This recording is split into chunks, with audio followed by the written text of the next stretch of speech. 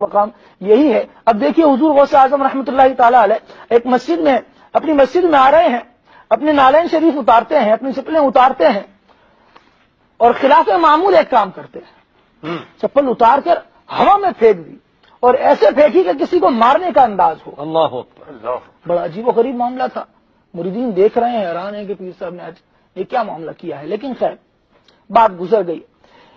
ایک ماہ گزرتا ہے، پورا ایک مہینہ گزر جاتا ہے، ایک قافلہ آتا ہے اور وہ غوث اعظم رحمۃ اللہ تعالی علیہ کی وہی چپل اس قافلے کا سردار اپنے سر پر رکھ کر لا رہا ہے۔ واہ واہ واہ۔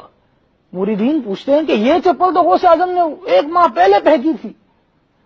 کہتے ہیں کہ ہم راستے میں تھے، ہم نے دیکھا کہ ڈاکو آ گئے ہیں، وہ ہم پر حملہ آور ہوئے اور ہمارے قافلے کو لوٹنے لگے، تو ہمارے قافلے میں سے کسی ایک شخص نے پکارا، یا شیخ عبد القادر جیلانی شیخ اللہ، غوث اعظم ہماری مدد فرمائیے۔ بس اسی وقت غوث اعظم رحمۃ اللہ تعالی علیہ کی یہ نالین ہم تک پہنچی اور عاشقوں کو چھوڑ کر ڈاکوؤں کو مارا کرتی تھی۔ اس نے ڈاکوؤں کو مار مار کے وہاں سے بھگا دیا اور ہم بچ گئے۔ ہمارا قصد کیونکہ غوث اعظم کی بارگاہ میں آنے کا تھا، تو ہم نے سوچا کہ یہ نالین بھی وہیں لے جائیں اور انہی سے جا کر پوچھ لیں گے کہ یہ کیا معاملہ ہے۔